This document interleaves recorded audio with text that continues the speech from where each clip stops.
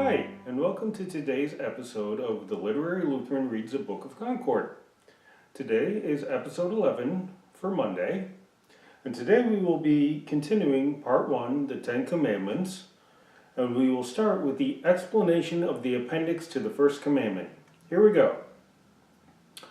I, the Lord your God, am a jealous God, visiting the iniquity of the fathers on the children to the third and fourth generation of those who hate me, but showing steadfast love to the thousands of those who love me and keep my commandments. Exodus chapter 20, verses 5 to 6. These words relate to all the commandments, as we shall learn later, but they are joined to this chief commandment because it is most important that people get their thinking straight first. For where the head is right, the whole life must be right, and vice versa. Learn therefore from these words how angry God is with those who trust in anything but Him, and again learn how good and gracious He is to those who trust and believe in Him alone, with their whole heart. Deuteronomy chapter 6, verse 5. His anger does not stop until the fourth generation of those who hate Him. He says this so you will not live in such security and commit yourself to chance, like people with brute hearts who think that it makes no difference how they live. On the other hand, His blessing and goodness reach many thousands. He is a God who will not overlook that people turn from Him. He will not stop being angry until the fourth generation, even until they are utterly exterminated. Therefore, He is to be feared and not to be despised. Deuteronomy chapter 10, verse 20. He has also made this known in all history, as the Scriptures abundantly show and daily experience still teaches. For from the beginning He has utterly uprooted all idolatry. Because of idolatry, He has uprooted both heathen people and Jewish people. To this day He overthrows all false worship, so that all who remain therein must finally perish. 2 Chronicles chapter 7, verses 19 to 20. Proud, powerful, and rich men of the world, Sardanapalanes and Phalaroids, who surpass even the Persians in wealth, are still to be found. They boast defiantly of their mammon. They utterly disregard whether God is angry at them or smiles on them. They dare to withstand His wrath, yet they shall not succeed. Before they are aware of it, they shall be wrecked with all in which they are trusted. All others have perished like this who have thought themselves more secure or powerful. Such hard heads imagine that God overlooks and allows them to rest in security, or that He is entirely ignorant or cares nothing about such matters. Therefore, God must deal a smashing blow and punish them, so that He cannot forget their sin unto their children's children. In that way, everyone may take note and see that this is no joke to Him. These are the people He means when He says, those who hate me. Exodus chapter 20, verse 5. i.e., those who persist in their defiance and pride. Whatever is preached or said to them, they will not listen. When they are rebuked in order that they may learn how to know themselves and make amends before the punishment begins, they become mad and foolish. They rightly deserve wrath, as we see daily in bishops and princes now.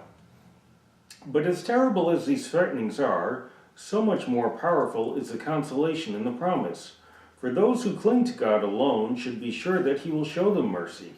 In other words, He will show them pure goodness and blessing, not only for themselves, but also to their children and their children's children, even to the 1,000th generation and beyond that. This ought certainly to move and impel us to risk our hearts in all confidence with God. Hebrews chapter 4, verse 16, and chapter 10, verses 19 to 23. If we wish all temporal and eternal good. For the Supreme Majesty makes such outstanding offers and presents such heartfelt encouragement and such rich promises. Therefore, let everyone seriously take this passage to heart, lest it be regarded as though a man had spoken it. For you it is a question of eternal blessing, happiness, and salvation, or of eternal wrath, misery, and woe. What more would you have or desire than God so kindly promising to be yours with every blessing and to protect and help you in all need? But unfortunately, here is the failure. The world believes none of this. nor regards it as God's word. For the world sees that those who trust in God and not in mammon suffer care and want, and that the devil opposes and resists them. They don't have money or favor or honor, and besides, can scarcely support life. On the other hand, those who serve mammon have power, favor, honor, possessions, and every comfort in the eyes of the world. For this reason, these words must be understood to speak against the appearance of such things. And we must consider that they do not lie or deceive, but must come true. Reflect for yourself, or investigate and tell me. Those who have used all their care and diligence to gather great possessions and wealth, what have they finally gained? You will find that they have wasted their toil and labor. Or even though they have amassed great treasures, they have been dispersed and scattered. Luke chapter 12, verses 16 to 21.